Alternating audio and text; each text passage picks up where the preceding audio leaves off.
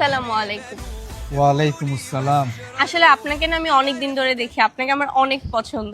এই যে আমার নাম্বার, আপনি প্লিজ আমাকে জাস্ট একটা কল দিন, আমি আপনাকে প্রতিদিন সেহরিতে কল দিয়ে উঠাই দিব। কি? আপনি নাম্বার নিয়ে আসছেন?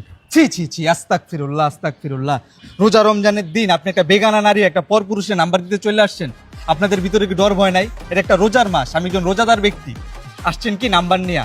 রোজা রমজানের দিন শয়তান তো বন্দি থাকে, আপনাদের মনের ভিতরে এরকম শয়তানি কোথা থেকে আসে? আমার মতো শয়তান না, আপনাদের মতো মেয়েদেরকে বন্দি করা উচিত।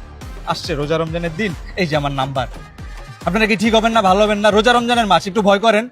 আস্তাগফিরুল্লাহ, আস্তাগফিরুল্লাহ। নাম্বার না, এই যে আপনার নাম্বার। যান এখান থেকে, যান। আরেকটু হলে রোজাটা আমার হালকা করে দিত। তবা তবা।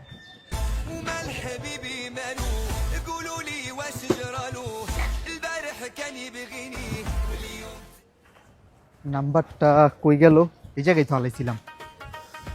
ভাই ভাই ভাই, এই জায়গায় একটা মাইয়ার নাম্বার লেখা ছিল কার্ডে, দেখছেন আশেপাশে?